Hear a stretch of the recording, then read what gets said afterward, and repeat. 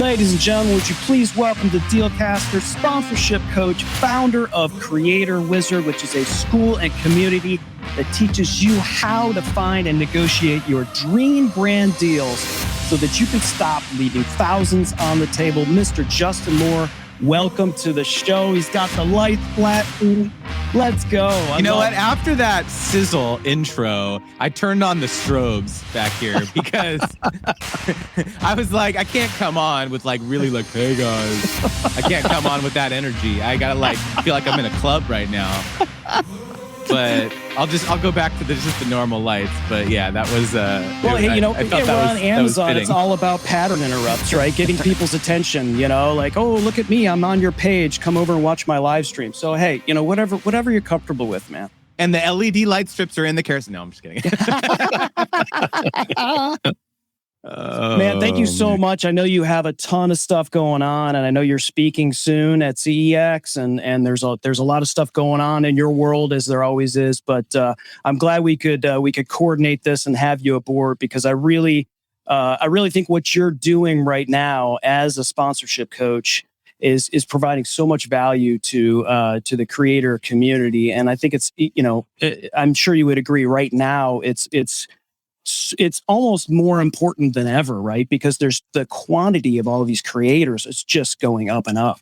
Yeah, the interesting thing, I was looking at some research while I was pulling together my my presentation for CEX, and I was just pretty amazed at some of the studies that have been done recently that talk about the percentage of income or the percentage of creators who derive their largest bucket of income in their business from sponsorships, right? I think that, when you're starting out as a creator, it's the most obvious way that you think about to monetize, right? It's like, okay, this brand will, they're going to email me and they're going to say, hey, we're going to pay you $500 and talk about you on our live stream or talk about you on your YouTube or Instagram or whatever, right? And so it's just like, it's a very simple thing to understand as kind of the first way that you monetize oftentimes. Yes, affiliate marketing, but it's really that prize kind of like, hey, I'm going to pay you $500. It's like a flat fee. It's not dependent on performance, right? And so I was just really surprised. There were two studies that I looked at recently. One that said that 66% of creators say that brand deals, sponsorships are, their largest chunk of income. And then another one with a larger sample of about 2,000 creators said that 77% of them said that sponsorships is really what drives their business. And so, that's why I'm so excited to be in this space, helping coach creators around this topic, because there's just so much money you can make. And there's honestly so many mistakes that I see being made. And so I'm excited to kind of bring my expertise and experience to that, to this space. Yeah. So Justin, that's actually probably a good place to start. I mean, do you feel like a lot of us think like, oh, well, I've got to have this huge following and have all this proof before I can get a sponsorship deal, and so they wait and then they struggle? Or do you think there's a better way about it in getting past, I guess, the mind junk, as Chris likes to say sometimes? Yeah, and that's what it is. Oftentimes it's mind junk, because especially I found that oftentimes it was one brand that told you long ago, right? Like, you have to have 5,000 followers to work with our brand. And then you, in your mind, think like, oh, I guess all brands are like that, right? And then you don't pitch brands. You don't work with brands. And so you have this arbitrary milestone. Oh, once I get to 10,000 subscribers or followers or whatever, that's when I'm going to start reaching out to brands. That's when I'm going to be legitimate. That's when I'm going to feel comfortable reaching out and making a pitch and things like that, right? And so keyword me, right? A lot of it has to do with your own your own imposter syndrome and your own confidence to actually hit send on an email to a brand or sliding in their DMs or whatever. Because what can happen? They ghost you or they say no, which is a vicious cycle. It's like, okay, well, if that brand doesn't like me, then all these other brands don't like me too. And so actually a big part of what I do when I do coaching and my courses and things like that has a lot to do with confidence. It has a lot to do with mindset. It has a lot to do with understanding that if you want to have a sustainable career as a creator and derive a lot of income from sponsorships, you have to have a thick skin. And how do you do that? It's through repetition. It's through going through it. It's through understanding how to craft a compelling pitch so that the brand feels stupid saying no to you. There's just so much that goes into this. But yeah, my major thing is that there's so much more value that you can bring to a brand than just a transaction. Like, oh, I'm going to talk about you on my Amazon live stream, or like, oh, I'm going to talk about you on my YouTube. Like, right? That's not the only way you can help brands. A lot of times brands don't have no idea what they're doing. And so you can come in, having this expertise, growing an audience to X thousand people. And then they look at you and they're like, whoa, like this person knows what they're doing. So to you, you're comparing yourself to all these other people on social media who are like killing it. But it's like in your little niche of the world, in your corner of the universe, there are going to be people, there are going to be brands who are very impressed by what you're doing. If we could back up a second, because, I think it's important that people understand kind of your story and where you've gotten to at this point. I think a lot of people that call themselves coaches or trainers or whatever, you'll find out that they don't actually do what they're coaching. And they don't actually carry the bag of what they're working with people doing.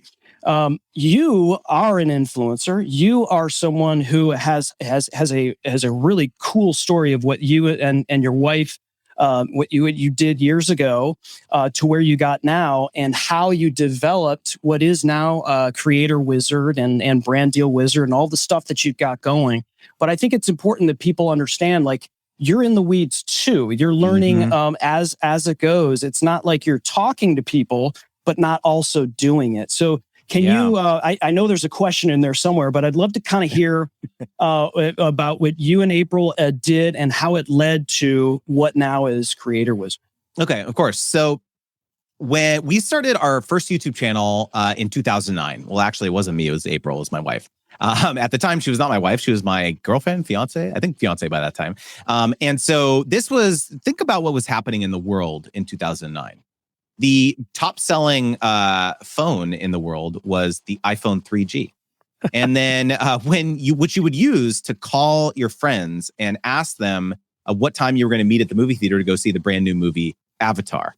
And then when you would get home from Avatar, you would pull up your computer to watch the top YouTubers in the world at the time, Ryan Higa, Smosh, and Fred, right? Okay, so just to give some perspective of how long ago 2009 was, you could not monetize on YouTube. There was no partner program, right? So all the creators who started out like us, it was very much a passion project, right? There was no way in which you could make revenue share from YouTube or whatever. And so, in the beginning, so initially my wife had started a beauty and cosmetics channel. And so she was really into that thing. I was over here in my 9-to-5 job. I was in medical devices straight out of school. So completely not in this whole creator space. And so brands started knocking. Initially, it was free products. Like, hey, we'll give you this free beauty product. And she was like, yes, right? She was like so stoked, right? And then, after that happened for a little while, then, we got the first brand who would say, hey, we're actually going to pay you for this. And we were just like, what? Like, you're going to pay us money to talk about us on your platform? Right. So this is 2009, 2010, very early. And so here I am, April, she's like, can you look at this contract for me? I'm like, okay. Here I was in business school. I'm like, I could do this. Right. So I'm looking at the contract. No idea what, none of us had any idea what we were doing. I just want to be clear. We literally were idiots. We had no idea. We made every mistake in the book. Right. And I remember distinctly sharing one of the contracts with our family lawyer. And she was like, what is this? What are you doing on the internet? What are you trying to do? Right. So I bless her heart. She helped us and stuff. But no one knew, everyone was getting taken advantage of. No one had any idea what we were doing. And so when I say that we have made every mistake in the book, I mean it. We have done hundreds of sponsorships over the last decade, and we've made over $3 million doing it. So this is a major part of the way in which our family, as creators, we've been doing this full time for 8 years now. And so when I say that I know a thing or two about sponsorships, is true. And then the other side of it, which I think is probably one of the most interesting pieces of, I guess, my skill set, is that I've run an influencer marketing agency for about 6 years. Okay. And so that is a completely different side of this, because it's one thing to go to a brand and be like, hey, pay me and my wife a couple $1,000 to talk about your brand. But it's a very different thing to go to a very large media agency or a very large brand and say, hey, pay me $500,000 and I'm going to help you work with 50 creators. Here is the strategy, the 30,000 foot strategy. Here's the platform strategy, the types of things, places we need to be on. Should it be long form video? Should it be short form content? Should it be podcast? Right. So who's the audience demographic? It's a very, very different pitch. And so, that's the other side. So I've helped hundreds of other creators make millions of other dollars through the agency. So I have these two perspectives. And then when I started creating content to educate creators about 2 years ago, under the Creator Wizard moniker.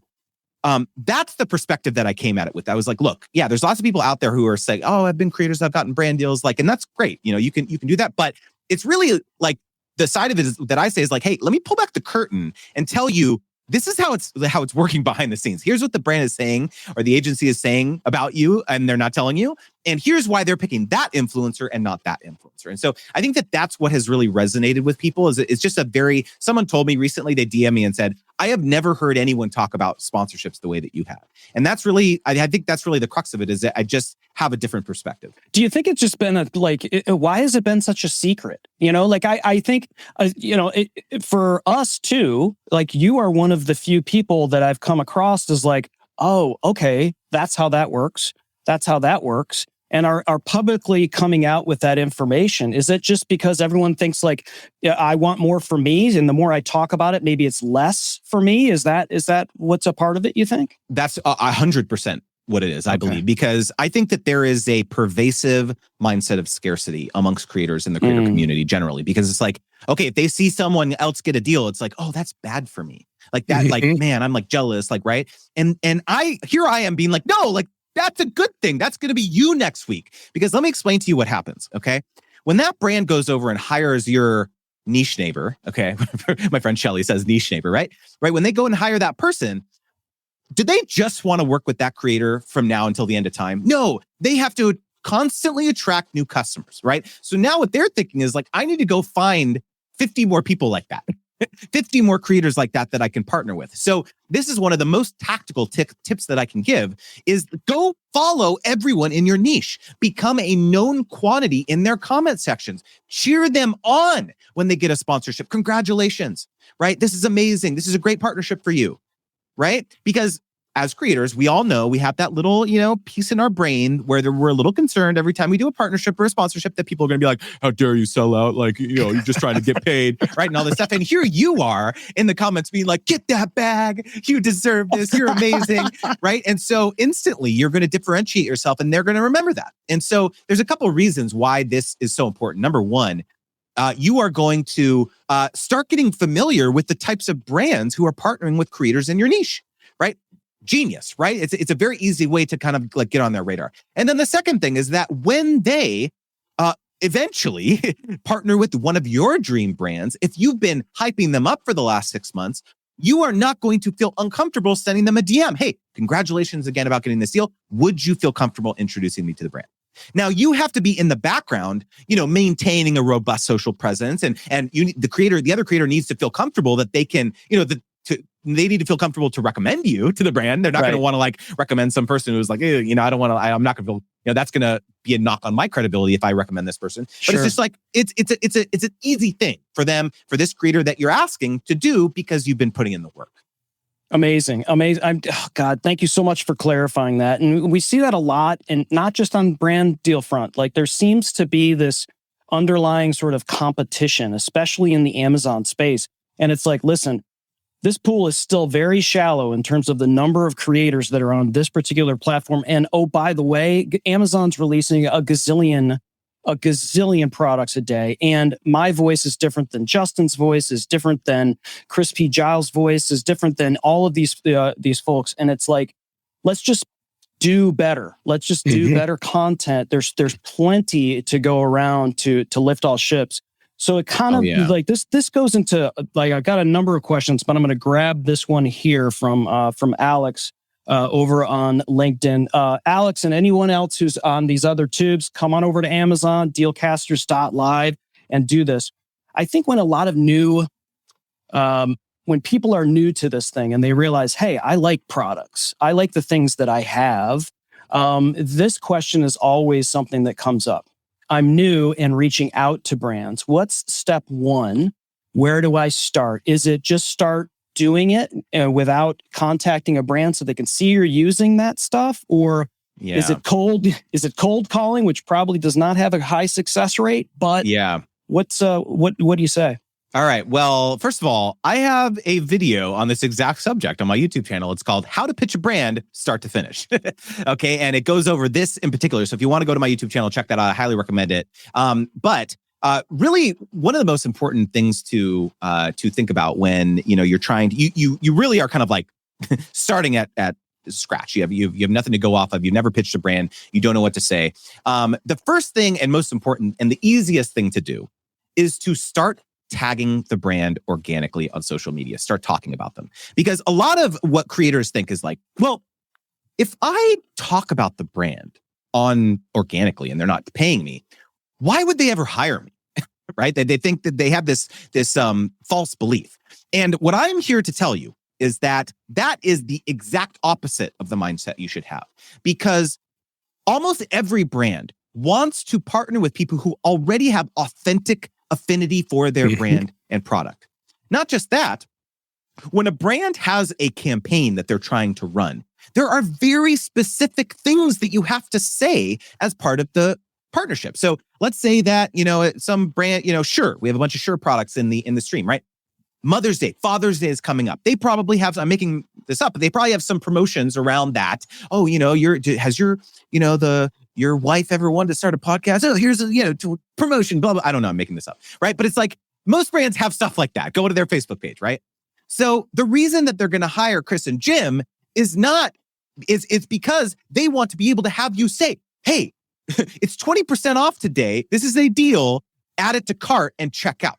Are you going to say that organically when you're talking about the brand on your page? No, you're not going to say that. The other reason that that's so critical is because they need those sound bites of you saying, hey, we love Shure. They're amazing. They help our business, because then they're going to cut your 2-hour live stream into a 30-second spot that they can run as TrueView on YouTube or as a newsfeed ad on Instagram and Facebook.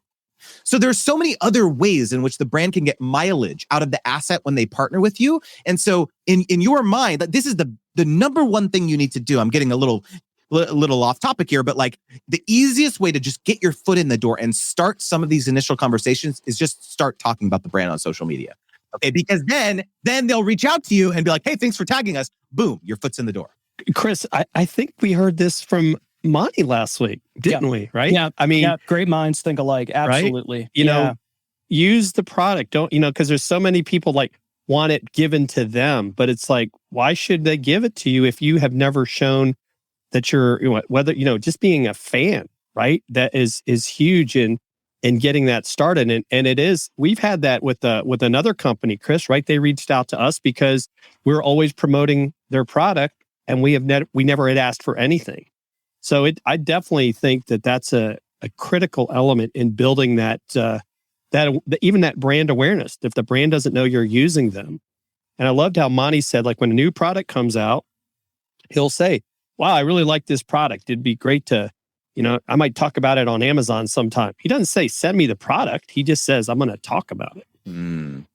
Well, and the other quick note there is that to tell you why this is a thing that brands care about, they actually pay for software tools called social listening software to figure out who's talking about them on social media. So there's like an entire industry of these SaaS tools that brands and agencies pay for to figure out, hey, who are our influencers in the space already talking about us? Because we want to reach out to them. We want to engage with them. We want to make sure that, they want product, we'll send them product. If there's a campaign that's coming up, they're going to be a shoo-in for that. So it's like, this is a thing. I'm not making this up. Right. Yeah, and I think one of the misconceptions too is like, okay, I really want to work. Like you mentioned Shure microphones, right? So we'll use them as an example. We do love Shure. We are speaking into Shure microphones right now. They're the best. They can use that clip now on their website, like you said, Justin. But if we never owned a Shure microphone or had Shure products, and we approached Shure, how interested would they be in us? Because we're just going, I really want an SM7B microphone because it's like the broadcast microphone that Justin Moore is using and Joe Rogan and all of these wonderful creators. It's like, Shure doesn't need to give you a microphone, right? So use their stuff and then you are truly an expert on whatever that stuff is. And then the brand seems to be more comfortable in, not all brands, but, this brand in particular would be more comfortable in working with you. So let me ask you a question here, Justin. I'd love to know what you feel are like maybe the top mistake or mistakes that new new influencers make. And I also want to kind of maybe have a second part to that question, and that is one of them like they fall in love with that porch that's full of boxes in Amazon, and they just are like, oh my gosh, look at all the products that I have sent to me, and they're really not they're thinking quantity over quality. Is that another sort of aspect? So I'll be the first one to say that I don't necessarily think that there's anything wrong with getting free products in the beginning. And let me clarify that.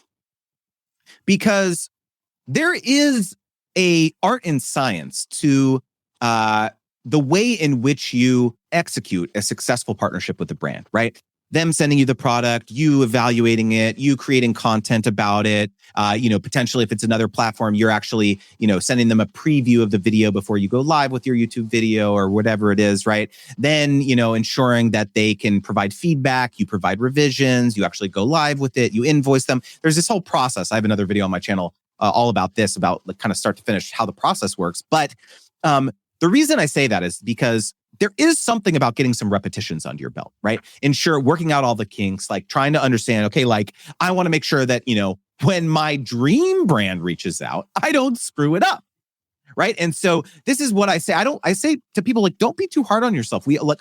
I accepted a free wine fridge the other day, y'all, like not that long ago. I was like, $800 wine fridge. Yes, please. Right. But the difference was that there wasn't a laundry list of talking points. There wasn't a call to action. It was like, hey, they sent us the wine fridge, right? And we ultimately included it in one of our YouTube vlogs, but it's like, it's a very different thing when it's a, just like a product inclusion versus like, hey, this is a campaign, right? And so that's the first thing is that I meet people where they're at. I don't shame people. I do give people a little bit of a tough love sometimes, mainly for sending crappy pitches, but,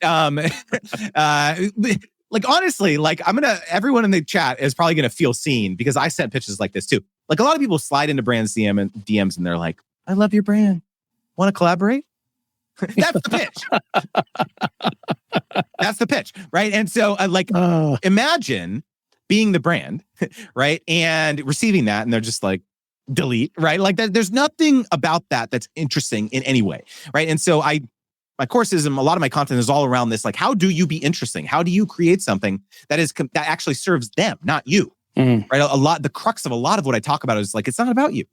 Right. I'm sorry. Like when you work with brands, like you are the conduit for the brand to actually access a huge pool of prospective customers, i.e. your followers. Right. And so it's like having this mindset shift around like what is the value that you actually bring to the table? It's a lot more than what you think it is. Yeah, and I've also found that the higher level the brand that we've spoken to, the more of an idea of what they have to achieve with it. It's not just hey, we love your product videos. Here's a selection of stuff that we'll send you for nothing. Do some more product videos. It's like a brand that knows what they're doing says, we're targeting this particular content creator because we want to target this demo with this message.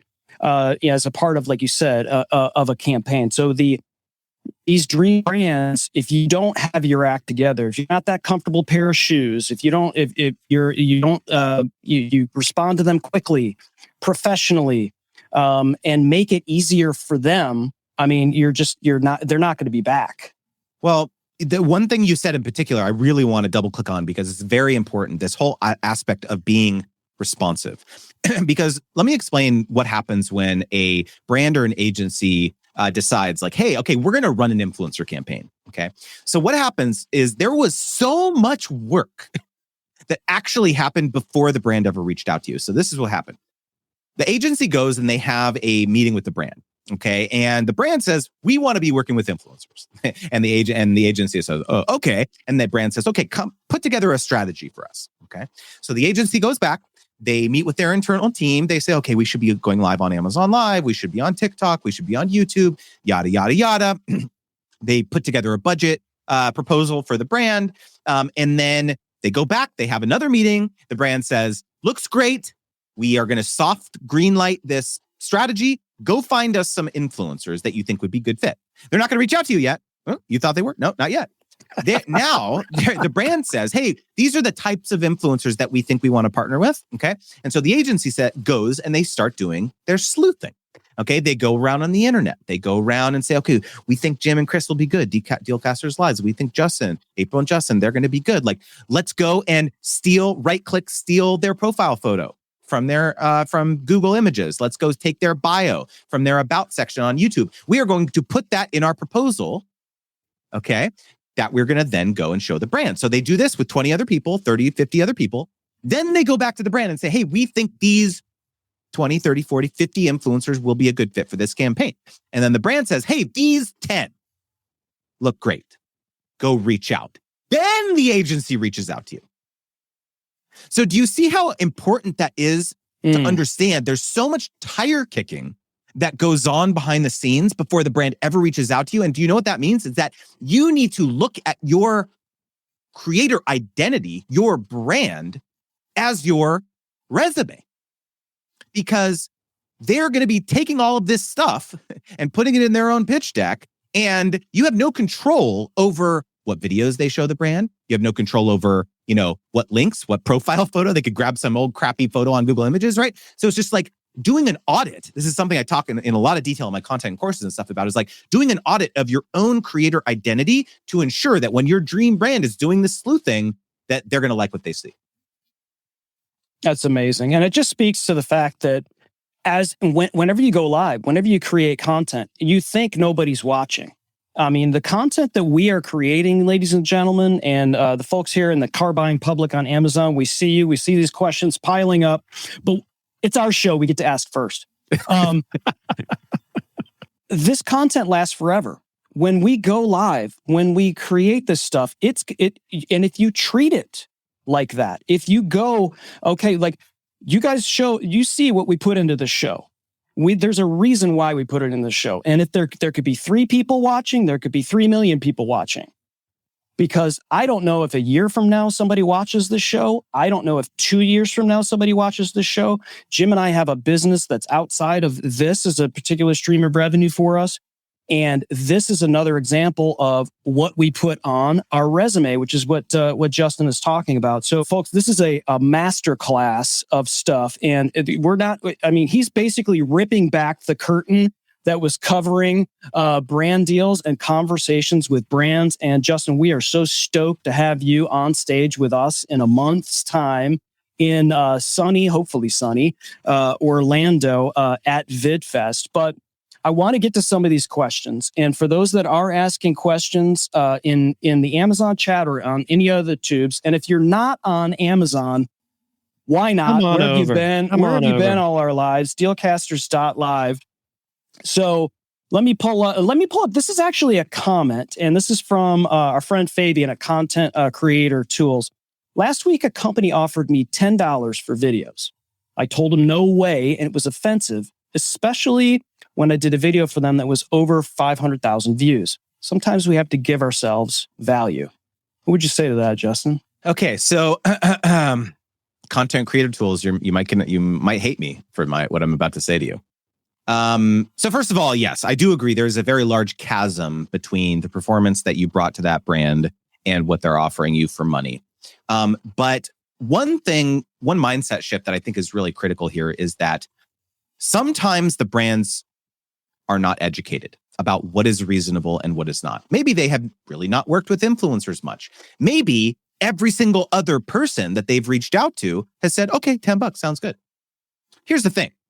You have no control over those other people. I hear people all the time, all these creators accepting free products and low rates. It's like screwing the rest of us and like all this stuff. And I'm here to say, like, that is a victimhood mentality. You will never have any control over what someone else chooses to do with their business. The only thing you have control over is you, which is why the onus is on you to put together a very compelling, comprehensive proposal that the brand looks at and be like, wow, none of these other creators are offering, help with consulting and strategy and understanding what other platforms they need to be on. And this person's giving me paid media rights for 6 months, and they're going to help me create content for my Instagram and all this yada, yada, yada. Yeah, this other person was offering just one live stream inclusion for $10. That's fine. But here, Chris and Jim are offering me all this stuff. Yeah, it's going to be $2,500 a month. But all of a sudden I see they're going to help me unlock my social media strategy.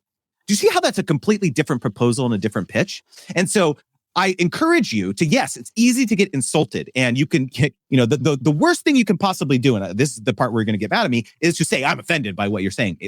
Yes, there may be some brands and agencies out there who they're trying to prey on creators, but I believe that that's in the minority. I believe that it's more about education. And if you are willing as a creator to put the education in, to put the time in to educate them, to jump on a Zoom call with them, there's so much money that you can unlock beyond just talking about the brand on your platform. Yeah, and I think you bring up another great point. I think we've seen this, Chris, from some of the creators, is you get into this mindset that you've got to understand that, right? That education is critical, and don't burn bridges. You burn that bridge, you may find out later, like, wow, this was really a big brand. I was just talking to the wrong person. So you got to be professional. You got to think about how you respond, and don't take it personally, right? This is a business.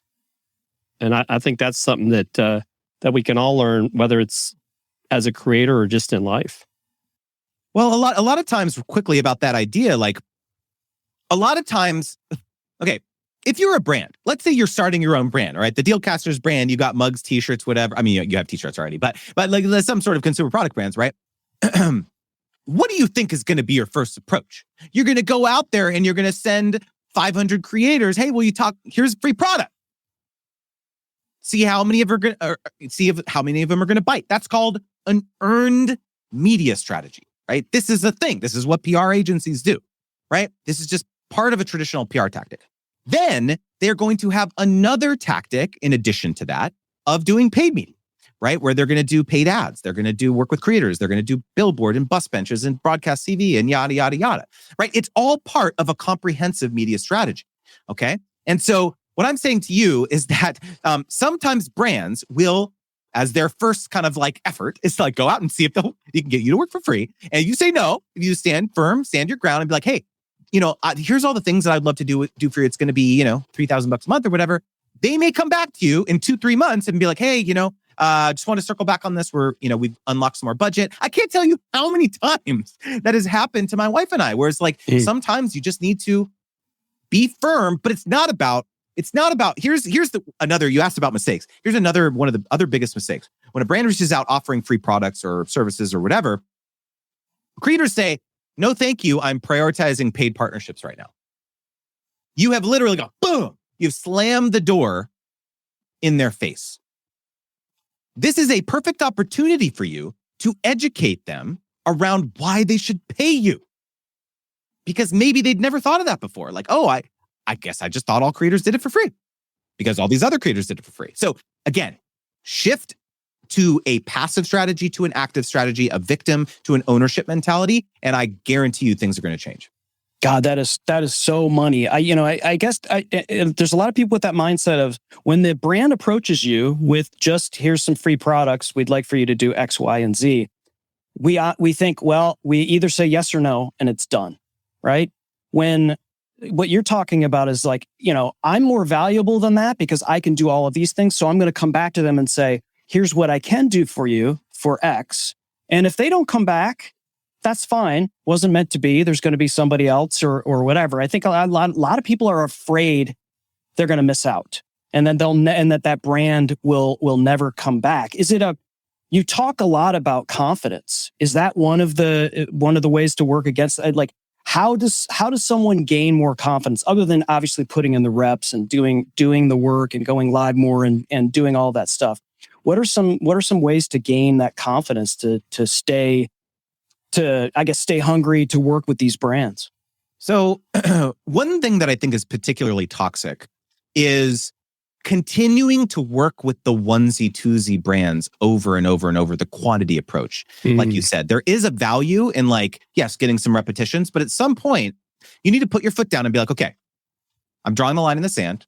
I'm no longer going to accept, these types of deals that are consuming all of my time, right? Yeah, maybe okay, first of all, I am going to acknowledge that if you could do 10 deals a month and it adds up to $1,000, $1,500, that's meaningful. That's money. I'm not saying it's not. That's your mortgage. That's your car bill. That's meaningful money. However, if it is consuming all of your time, there is no way for you to sit back and start thinking, okay, let me be a little bit more strategic about the brands that I'm going to target. I'm going to, instead of doing 5 of these 10 deals this month, I'm going to sit down and I'm going to spend 30 minutes on a very strategic pitch to this dream brand that I have, right? I'm going to make a video, an unlisted video that I'm going to send them. I'm going to do yada, yada, yada. I'm going to, put together this whole thing, right? And then I send that. I guarantee you, that is how you are going to take your business to the next level. Get that confidence, right? But if you get into this trap where you're just accepting every single deal all the time, it feels like you're on a treadmill, right? Because you can never get off it. You want to make this money that you're making, but at the same time, sometimes to take a step forward, you have to take a step back. And so I'm a big believer in the fact that you may need, here's a random example, but it should illustrate what I'm talking about here. I have a newsletter, okay, where I send out paid sponsorship opportunities every single week to over 4,000 creators. By the way, if you're not on it, creatorwizard.com/join. And I have been paying someone $2,500 a month for the last year, basically, to help me curate this newsletter. It's a free newsletter, okay? And so if I had a mentality that wow, this is, basically now almost over $25,000 out of my pocket, right? But the point is that I had a longer term vision in place. I said, okay, at some point, I'm going to monetize this. I'm going to have coaching. I'm going to have courses. I'm going to have do all this, right? And so I was willing to invest in the short term for a long-term vision. And so it's the same. You can extrapolate the same idea as a creator when you're working with brands and sponsors. It's like, okay, I'm going to invest some time. Yes, that may mean that it's going to be at the expense of, some of these onesie, twosie deals. But I believe that I will be able to work with these larger brands who are going to be paying me $5, $10K a pop. And it's going to take some investment. It's going to take learning. It's going to take taking some courses, learning, hiring a coach, doing all these things to make myself improve. And then I will get there. And so I have never understood why there's this stigma around investing in your knowledge as a creator. When you want to go out in any other professional career, you go and you get a professional certification. You go back to school. You go do all these things. And yet somehow there's a stigma around as a creator, when you're a freelancer, when you're a solopreneur, in investing in your knowledge and expertise. I've never gotten it. And so that's one of the things that I'm trying to destigmatize. Amazing. And for those of you who heard it, if you have not signed up for this email newsletter, it is fantastic. I'm not just saying that because, Justin's on the screen. And it's true. Every time I get it, what I'm guilty of, Justin, is I kind of scroll down to the bottom first, because that's where you say, here are the paid stuff that I found this week, and I'll look at it, and because it's not all for me, right? Right. I mean, and so I will look at it and kind of investigate some stuff, but that is that is chock full of value. Well, and let me tell you, this is V1, okay? The V1 of the newsletter is. These are all the opportunities that I found this week. Yeah, you're not going to be, I understand that you're not going to want to partner with Gerber, Chris, or something, or maybe you are, I don't know. Or Pedialyte, right? That they have other uses. Yes, of course. But eventually, what I would love to do would be able to, you can set up your own subscriber preferences. So there will be 20 versions of the newsletter. So a fashion influencer gets something very different than a live streaming influencer or whatever. And so that's where I see the newsletter in 5 years, but I'm not there yet. I don't have the infrastructure. I don't have the deal flow, but I'm working on it. And so that's really where I would like to take it, to be able to be a truly, invaluable resource for any type of creator. But it's just right now I'm surfacing the deals that I see. One of the things that Jim and we catch a little flack for evangelizing for Amazon, to try to get other content creators into Amazon, whether it's sort of bolting on what they're doing existing or starting something on Amazon like we did, because we feel like it's something that we can help people with, and we just think it's something that we think is fantastic, and we get some slack for that. Kind of speaks to what we talked about earlier, the whole, sort of competition and type of deal. But sort of back to the being paid for doing something for products versus just receiving free products. One of the other things that I think content creators get slack for is not being paid and just getting products. It's obviously their choice whether or not they want to get paid. But sometimes you'll be in a conversation with the brand, and the brand will say, well, they'll even name the other content creator, and they'll say, well, Justin Moore did it without us even paying him, and he just took the product. Now, I don't know this person. I don't know whether to believe them or not. I don't know if that's a sales tactic. It's gaslighting. They're gaslighting you. So what would you say? What would you say to content creators who maybe have that thought about saying, hey, you're watering down the creator economy about not charging these brands. You have more value than that. And also these brands that you're in a conversation with, when they use that against you in these conversations, how does that look? Yeah. So the first part of the question around like the mentality around, other creators doing it for free. Again, you have no control. There's nothing you can do about it. It's a mindset thing. You have to get over it. Read some positivity books like that. That's my advice. I go over it a lot in my content and things like that. I do a live stream every Friday at 10 a.m. Pacific all around. I talk a lot about confidence and all this stuff too. So I don't want to minimize that because it is a thing. Like I get it. It's like, it can be very difficult to get out of the scarcity mindset when you aren't where you want to be, right? You're not at the follower level. You're not making the income you want. And so, of course, it's just like, one I always see is like, that creator has never worked with that brand. I've been the one, or, has never actually used that product. I'm the one who's been using it for 3 years. How come they didn't reach out to me? And I'm just like, well, did you talk about it on social media for them to actually figure out that you were an authentic user of the product for 3 years? Going back to the whole thing about tagging them organically, right? That's number one. So that's one thing. And then the second thing is like, how do you actually handle brands who say that? And my favorite strategy is to essentially make them question their current strategy. Okay. And so what I mean by that is like, a perfect response to someone like that is like, oh, well, Justin did it for free. You could be like, oh, well, super interesting to know. Can you share a little bit more about how you repurpose the content? Did Justin grant you the rights for 3 months to be able to, cut it down to a 30-second spot or 15-second vertical 9:16 orientation that you can run as an IG story ad or a TikTok Spark ad or something? Did he grant you those rights? Oh, he didn't. Interesting. Well, I specialize in those types of collaborations with a flat investment. Let me know if you'd like me to send you over some options of what that would look like. You see how, like, in 3 sentences, I completely made them question, like, oh, well, no, Justin didn't give me that. Mm-hmm. Right. So, let's talk. Now I see, okay, maybe I understand now why I have to pay you. And look, I understand it's not going to work for everyone. Some brands are going to be like, screw you. I'll go find another influencer. But a lot of brands won't. A lot of brands will be like, oh, interesting. No, I had never considered that. And you'd be like, oh, interesting. Like, I noticed that I was looking at your YouTube channel, and I noticed that all you're doing is posting your 30-second TV ads on there. Well, I happen to know that is not the type of content that does well on YouTube. Let's say you're talking to REI, okay, random outdoors brands, whatever, right? You say to them, well, this is really interesting, but you know what? I actually had a completely different idea. What if I create a talk show, a web series, where me and a bunch of other outdoor influencers sit around a campfire using REI gear, and we just tell stories of the outdoors. Lives on your YouTube channel. I don't even post about it on my page. That's the pitch.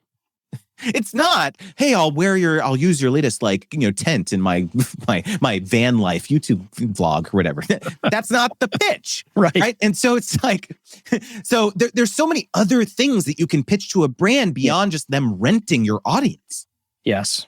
Yeah, I think a lot of people think it's cookie cutter. Well, here's all these content. This is sort of the roadmap. Here's my easy button.